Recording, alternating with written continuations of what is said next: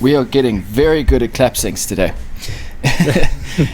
So we've had a bit of technical trouble leading into this, but we're here now. So before we get into our guests today, we've got a very exciting guest, actually. But before we get into that, I just want to make a quick mention. After last episode, where I asked all of you your opinions on track saws and miter saws, the response that we got was it was amazing. I started getting this sort of a couple questions come through, and I thought, oh, that's cool. We can use this in the show. We can talk about some of the answers. But after about a week after that show coming out, I'd kind of lost track of all the people who had got in touch. So yeah, huge thank you to everyone. The number of responses was way more than I'd expected. Yeah, and like really, the overall outcome was probably a miter saw is not a precision tool, right? Yeah. Well, not only that. So there was two main takeaways from it. The first is that I got the impression from my responses, because there was a lot that went to the Shop Stool Podcast Instagram page, but I had a lot of people finding me personally, which again was really cool. Most people said miter tool, track saw, no precision. Just don't. Pretty much what you guys said. You're never going to get that.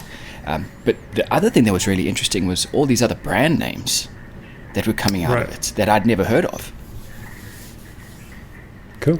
So yeah, what's funniest about we finished that recording, and I went immediately out to the workshop and had to cut a miter, and I just went to the drop saw and cut my miter, and I was like, that looks shit. And I put my square on it. It was so far out of square. I was like, I just talked about this whole thing. So we ended up doing it on my sliding table saw. It was so crazy. I just went straight to it, and I was like, oh, nope, that's shit. That's that builder vein that's running through you. Yeah, I think so. That's where you go to. Yeah. Yep. You guys are good? Workshop's still progressing, Joey? Yeah, things are actually happening, which is good. Got sparky things happening at the moment, drainage things happening. We've already moved the CNC up. We've moved stuff, even though the roller door's not in yet, but things are being shifted, and we've got one more week at the old place, and then that's it. Oh, awesome. Exciting. Yes, very exciting. Very good. Yeah, I'm pretty tempted to move my workshop into an ark after the weather we've been having in Melbourne. Oh, yeah. What's up with that? I didn't see anything about it, and suddenly it's flooded. Got pretty close. Yeah. So the river out the front of my workshop. I mean, it was forecast the rain was coming, and they said it was going to get high. I moved a lot of tools off the workshop floor, and then a friend sent me a photo of the local pub under about 3 meters of water, and I was like, oh shit.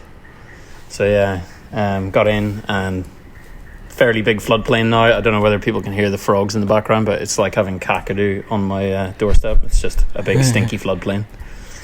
But yeah, fortunately we were spared, but lots of houses absolutely ruined. So yeah, crazy. Yeah, happy days. Yeah, it's been a crazy time. Absolutely. Yep. All right, well, let's get into our guests. So Bryan, do you want to do the intro, seeing as this is someone that you know personally very well? Sure. So today on the show we are delighted to have Vivienne Wong, who's my former intern and now flown the nest, and she's all out on her own doing some incredible work. So welcome to the show, Viv. Thank you, Bryan. Hi guys, nice to meet you. Yeah, and you, because we've heard a lot of stories. Most of them good. Most of them. Yeah, let's hope. Yeah. So something that I'm very interested in today's show about is for anyone who's looking to become an intern, what's involved, sort of, what's your process of approaching people like Bryan, how you go about that. But before we get to that, how did you get to the point where, as Bryan said, you've now gone off on your own? How did you get? Have you always had trades in the family? Is that something that you were introduced to at an early age? How did you get to become the woodworker that you are now? Yeah, Good question. There are no trades in my family, but I would say that my mum is a pretty creative, kind of crafty person. And yeah, I think just generally as kids we were sort of, I don't know, always encouraged to be imaginative and, you know, make things and in our spare time and be crafty. And yeah, I think that's just something that's sort of imparted from her a little bit. But yeah, I got into basically furniture making when I was coming to the end of a dancing career. I'd sort of been I'd been a professional dancer from about the age of 18 to my mid-30s, and kind of got to a point where, you know, my body was telling me to stop and that I needed to do something else. And I was really interested in, seeing what else I could do. You know, dance had been something I'd done from, you know, the age of 6. So I kind of was really interested in exploring other avenues that still allow me to be kind of creative and physical. So, yeah, I worked up a bit of long service leave and took that at half pay close to the end of my career, and started doing these courses around Melbourne, and kind of just fell in love with it. I've always loved, you know, the material timber, and thought like I could really see myself doing this as another sort of profession. So yeah, that's kind of how I started to get into it. And I guess it all started with doing like an introductory course at Melbourne Polytechnics. It was like a nighttime class thing for a couple of terms.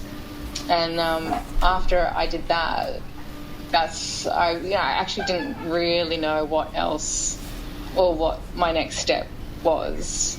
I kind of, you know, read that there are a few different, you know, furniture design courses through different unis, but I guess I was immediately more drawn to the practice as a craft first, not necessarily as a design thing. And anyway, I just started to reach out and research local makers, you know, and looked at other sort of courses that I could do that were short term, that allowed me to sort of still get casual work, and but then still allow myself to kind of learn a bit about the craft at the same time.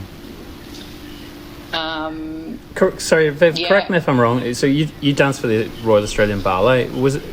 Did they run a grants program or something as like a they did. exit career for dancers? Is that right? Yeah, exactly. So after there's a certain amount of time that you sort of are a professional dancer with that company, you have the chance to apply for like a retraining grant bursary thing. So yeah, I was fortunate that I had served a long enough time there that was something that I could apply for, and I used some of that money to do other sort of courses, and to also buy a bit of my own machinery, like hand tools and stuff. Wow. So yeah, that was cool. Really a big leg up in terms of following through with some classes and getting a few tools to start practicing. It's a pretty cool bit of foresight for them to realise that not everybody is going to be able to continue dancing forever or to stay within the ballet. Like, I can't think of too many other professions. Like, if you think about sports or something where people exit early, it's like literally see ya, bye. I've never heard of that, actually. That's awesome. Yeah, you know, because it's a thing, you know, it's a pretty short-lived career. Everyone, even, you know, the people that sort of, you know, the bodies, hold together and they do it for as long as they can. Really 40s is like, the maximum amount of time that sort of people tend to stick in that sort of performing career. So, yeah. It's all fun and games until your ACL disappears. Yeah. So after you did a couple of courses, did you just say, you just started calling people and started saying, I want to come and have some work experience? Yeah, so I was luckily at the time, one of the courses that I applied for, it was like a full day hand tools thing. And the tutor was someone that I had reached out to separately, sort of inquiring about whether, he had any sort of work experience that he was interested in sort of facilitating, or any sort of work that, he'd be interested in having someone around to do. And basically he saw that I had sort of joined these classes, and it was like, look, if you're really interested in pursuing this as a career, you should be learning about how to use machinery safely, which was fantastic. So he was like, look, do this course, but once a week also come into my workshop and I'll take you through making a set of sawhorses, and we'll sort of go through safe machinery stuff and things like that. So that's how I initially started. And he also suggested at the time, it was like, look, if this is kind of going to be your approach, keep looking around for other makers in different fields of work that, have, a bit of, casual work. So that's when I started to reach out to other makers at the same time while doing this stuff with, his name's Liam. So, yeah, I literally got on social media, I got on the web, and I looked for local makers, and I wrote so many emails out to people and didn't hear back from a lot of them, obviously, fair enough. But yeah, I was lucky enough to hear back from Stephen, who's another furniture maker that I actually share workshop space with now, and Bryan. Awesome. Stephen Zigguras, if anybody's Eco Wood. Yeah, Eco Wood design. Yeah. Eco Wood. Were you able to leverage off of your? Because I can't see there being much of a crossover between the two professions, but was there any connections that you had that you could use from that you'd made through dancing, or was it clean slate?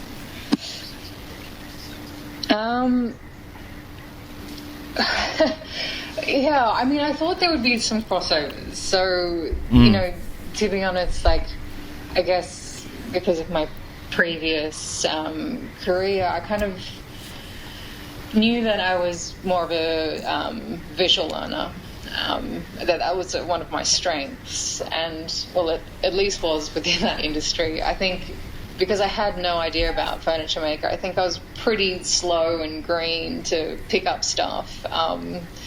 That didn't really transfer across at first, but sort of, I guess learning about processes and practice visually is something that a skill that I could transfer across from one career to this, sort of from learning from other makers. I don't know, design's not necessarily my strength as a furniture maker, but I had thought before embarking on this. I think you're selling yourself short a bit there. I tend to do that, I guess. But I don't know, like I guess a general sense of aesthetic and proportion.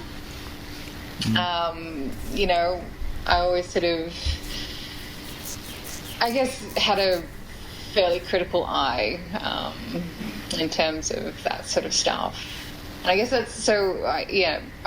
did a bit of freelance photography as well when I was changing from dance into furniture making. So that's something, I guess, it's all really visual based sort of work. So fast forward a few years, you meet up with Bryan, and he lets you into his shop. Yeah. What year? Sorry, what year did you finish at the ballet? Like full stop finish? Full stop. So yeah, I took long service. It was halfway through 2017. So Okay. just over 5 years ago now. Right. Yeah. That's a very short and very amazing career, considering the stuff that you're showing off on Instagram. Yeah. So That's very kind of you to say. I guess it's one of those platforms where you tend to show you try to show your best work, not Yeah. Ah, your mistakes, but that's the believe only me, work there've there been is. plenty. There's nothing There've been else plenty, behind that. So, I'm picturing like you meet up with Bryan, and you start interning there. Was that quite a? And obviously now you can probably speak a bit more openly about Only it. nice things, Viv. Only nice things. Come on.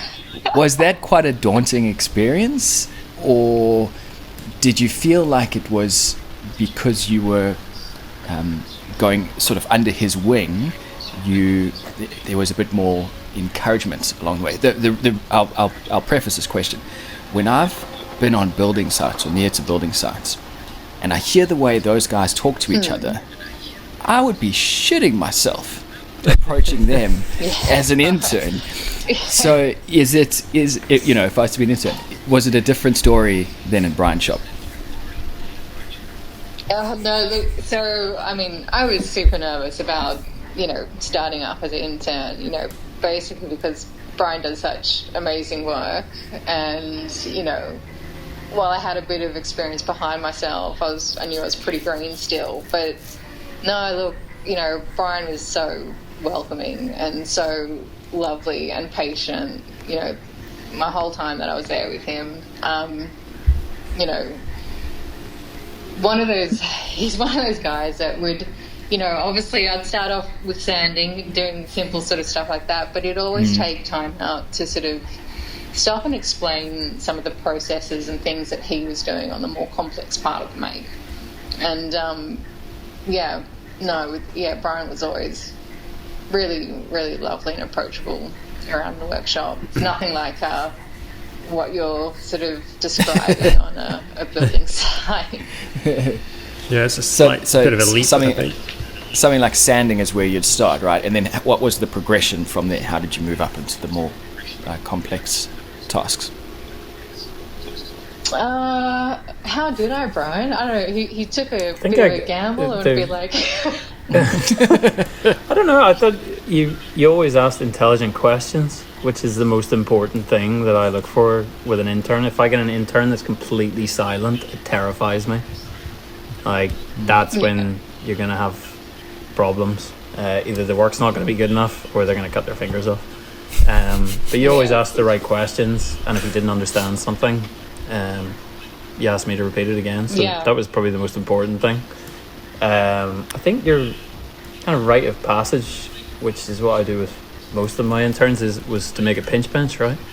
Oh, yeah. Yeah, I remember that. Yeah. So that covers a whole load of different jigs and joinery techniques and laminations and things. So I reckon once somebody can do that by themselves in my workshop, they can pretty much make anything.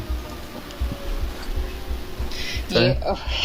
Well, yeah. I mean, that was a really, fantastic piece to sort of make, Bryan, because like you said, there were so many jigs that were involved with making that piece, and repetitive, repeatable, like exact components, and your tolerances with cuts and everything had to be spot on for it to all come together. So I think that that sort of level of fine furniture making sort of really came into play, and it was nice to have Bryan sort of walking me through those processes.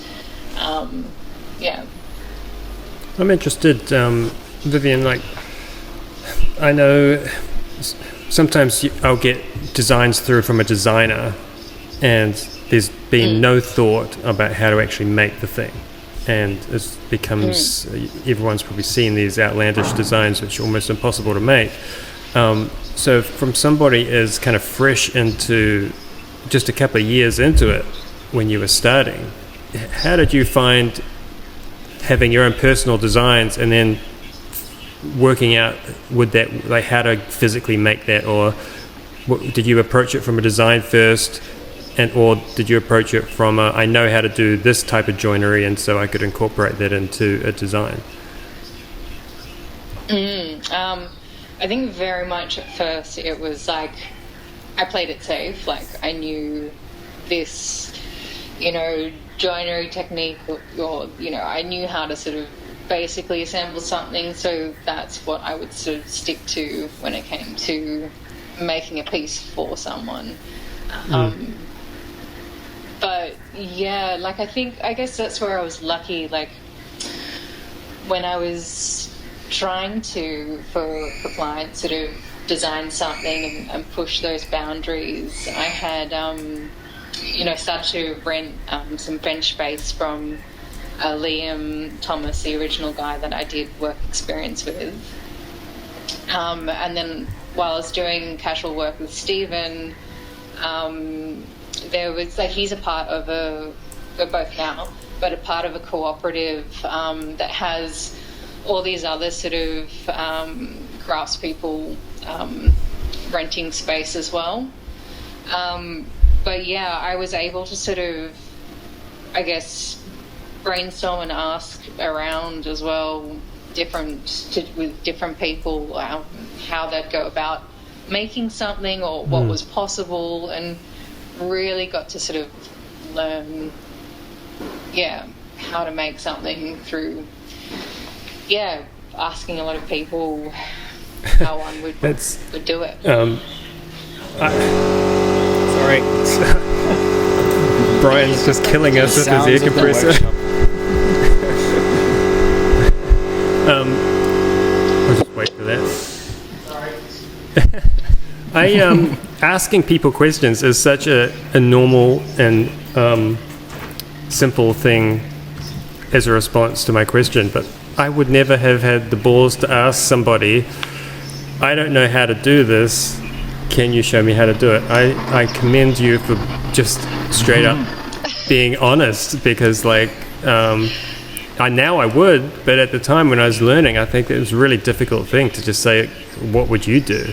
I think that's awesome. Yeah. I agree. Thanks, I think it's one of your strong points. Like, I know you think of yourself as being quite shy and reserved, but actually having the gumption to take it upon yourself to ask people questions all the time has put you years ahead of other people that have got into furniture the same time as you. I was going to say, I think having anybody in the workshop who's willing to ask questions all the time, I would love somebody to come in and ask me why I'm doing it and what I'm doing, because it shows that they actually give a shit.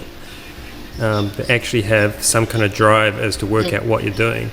I've had a couple of guys in the workshop who you just say, you tell them this is the task, and they go, yep, okay, turn around and walk off, and you're like, you did not understand what I just told you to do. Like, come back and let's talk about it some more. Oh man, there was, so many times that Brian, I know he would explain something, and I'm like, I'm trying to absorb it. I'd walk away and I'd kind of stand there and be like, no, didn't get it. Got to go back and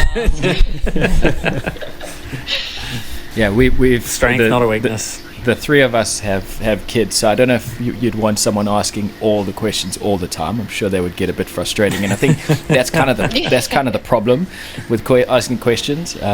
But I know exactly what you're talking about, Joey. There's that look on the look in the eyes that says, "I'm saying yes, but I don't know what you mean." Yeah, absolutely. And that's when it's time to pack your bags and leave, I think, because it's not worth it. And talk us through your first few commissions that you got, Viv. Were they mainly for friends or for old colleagues, or how did you get your first run of work? Yeah, so it was actually through people that I sort of previously knew through my previous work. Most of, my first couple of mates were through them, which was really lovely. They just wanted to support sort of what I'm doing, and they also had, a lot of interest in, the craft itself. Yep. Yeah, I think just slowly over time, so sort of starting to share workshop space on a more permanent sort of basis with Stephen, there'd be a flow-on of work from him, his side of business, where he would be too busy and he'd be like, oh, look, I've had this really simple inquiry come through. What do you think? Would you be up for it? If you are, I'll put you guys in touch and you can sort it out. And that's sort of how, I started to get, I guess, other work as well. And it was a bit of a mix, but mainly through, to start with, people that I'd known through my previous work. So you went from there to being exhibited in Design Museum London in 2 years? Wow. Yeah, that was full on. But yeah, I mean, For everyone listening, you can't see Viv getting physically energetic by that statement, because that was obviously a pretty crazy time. Yeah, I mean, at the same time, it was, when COVID was happening and everything, so I just remember it being for me, this weird, stressful, strange time, but amazing opportunity. I think that came about through Adam Markovitz, which you guys have spoken to before. And I guess I got to know him through the Woodwork Association here in Melbourne called the VWA. That was sort of a very fortunate sort of opportunity that came my way, which was really exciting, and learned a lot through that process actually, because at the time Adam was mentoring us as designers, and it was really interesting to get kind of a glimpse into conceptually designing something, not sort of approaching it from how I had been approaching pieces, which was like, I know I can make this and this come together and it will be okay, and sort of, or I want to explore this kind of joinery, I know I can do it here and here and make something, And that must have been quite daunting as well, the fact that you didn't have to make that piece, you had to then explain your ideas and concepts to the manufacturer to make it. I would find that quite stressful right now.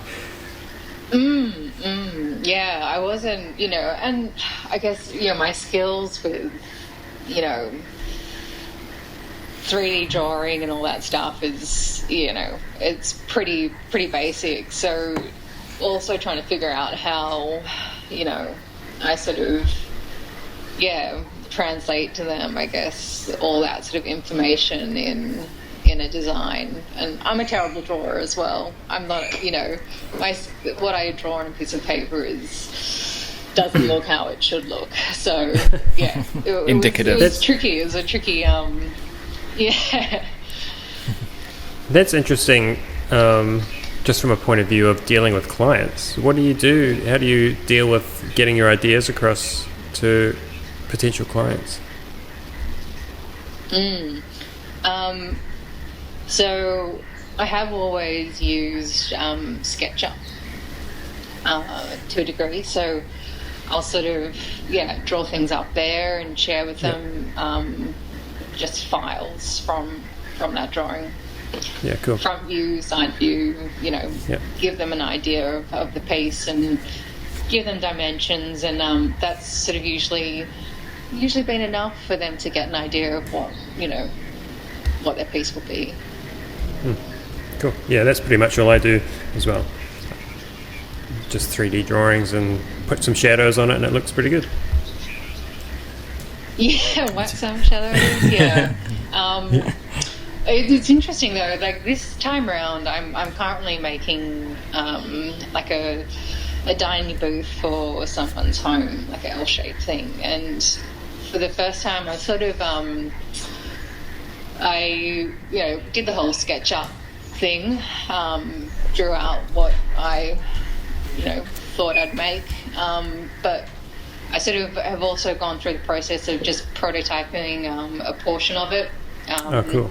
Just to have a look at backrest angles, the height and depth, and all these other little things that are going into it. And I actually took the prototype to her and got her to sit on it and said, look, awesome. I find this comfortable, but this is going to be for you in your home. What do you think? And it was good. Like, we sort of I realized that the backrest for her needed to be maybe more slanted, and seat depth like a little bit less because she's quite little. Yeah, and so that was a really good, I think, process to kind of add in with this particular make. Instead of just relying on the sketches and moving forward. I've done that with seats as well. I think all seating is, if it's going to be something like a built-in like that or anything upholstered, I think having the client who's actually going to sit in it and make it to their body is pretty important if you can do it. And because there's a lot of variance, and you would have found out there's a lot of variance between you and your client, and it's interesting. I wonder if the way people buy chairs when they're just out in the shops, they really just, I think it's less on design and just what actually fits your body, because chairs are so different. And if I was going out to buy chairs, I'm just going to go buy something that's more comfortable and deal with the fact that it's not necessarily what I want to look at. But I know some other people definitely buy for design first, but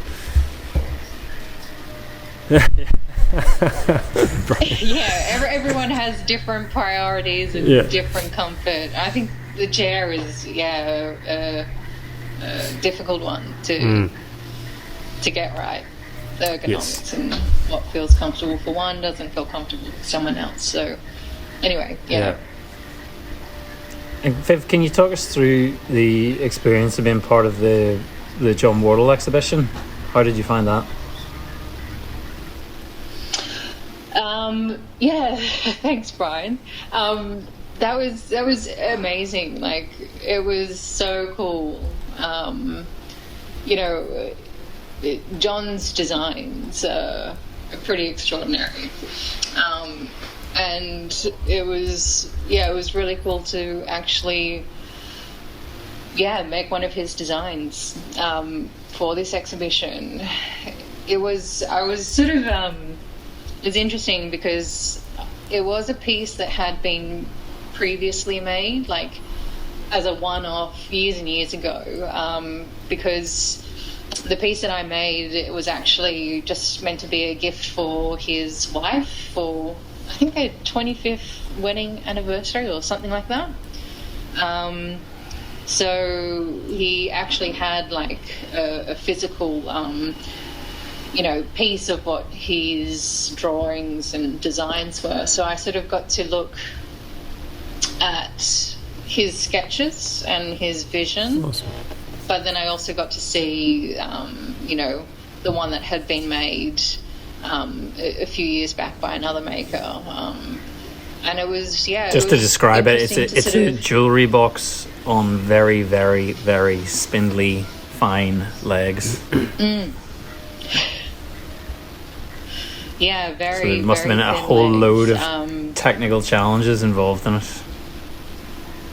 Yeah, I think there's. I think it's one of those things where you walk that line as a maker, designer maker. Like, how much do you want to push the boundaries of the structural integrity of something. Yeah. To be able to like follow through with that design of the piece. And I think, yeah, I mean, if I had just been making that piece straight up, I would not have wouldn't have pushed for as thinner legs. I would have been more comfortable making it a lot thicker. But aesthetically, I think it's a beautiful piece how it is. That's one of the sort of striking, I guess, elements to it is, these quite angled spindly legs. But so does making a piece like that then, do you think that then informs your future designs about going for the slightly less safe options sometimes? And yeah, I do feel like that gave me a bit of confidence to sort of push forward with that more. Moving forwards is like, yeah, take a few more risks with following through with an aesthetic, sort of visual look over something that's structurally. Sorry, someone's just popped into the room. That's structurally sort of. What? Sound. Sorry, lost my line of thought.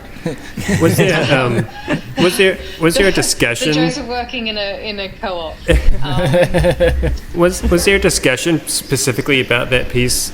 With yes, I'll make it how you've designed it with these tiny spindly legs, but who knows what's going to happen in 6 months or 6 years if they decide not to be straight anymore? Like, obviously, I mean, was there a discussion, or were you just like, we all understand that it might not pan out?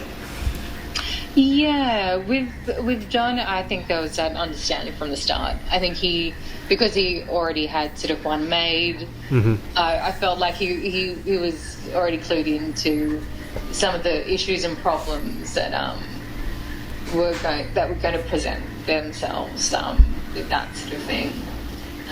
So yeah, like he knew there was, potentially going to be some rock in that frame, that it wasn't going to be solid. I think a lot of that design as well, sort of the jewelry box in his eyes, was sort of meant to come out and sit on that stand sort of when you wanted to use it and pick something out. But as a general sort of, how one would use it is that you'd take it off the stand and then store it somewhere else when you're not accessing or going through, your jewelry or whatever.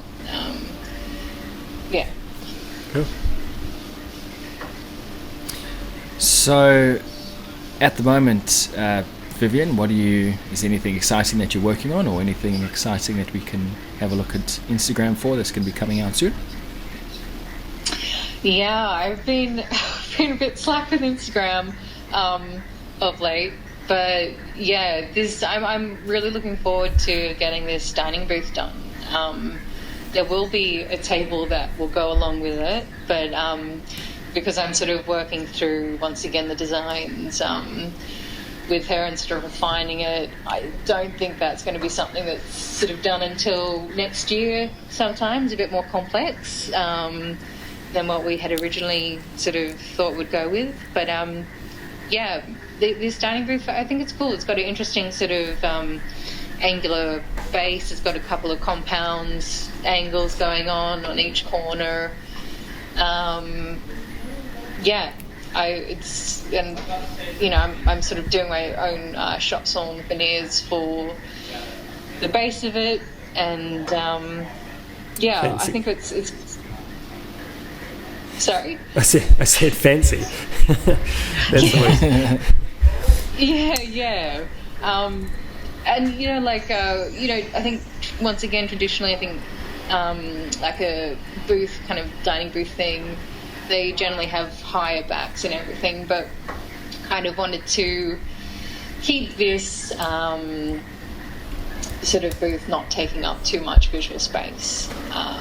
It's for someone's home, and we kind of, it's going to be 2.4 by 2.3, and we didn't want this huge thing, taking up the rest of that open living kitchen area. So the back is quite low. You know, I think all of it sort of only comes up to about 760 high, the backrest, 760. Yeah. So yeah, it's kind of a bit more modern, kind of contemporary, minimal thing going on, which is looking forward to seeing complete. Yeah, cool. Righto, we are coming up to time. I just have one more question. Are there any plans to have an intern in your shop at some point?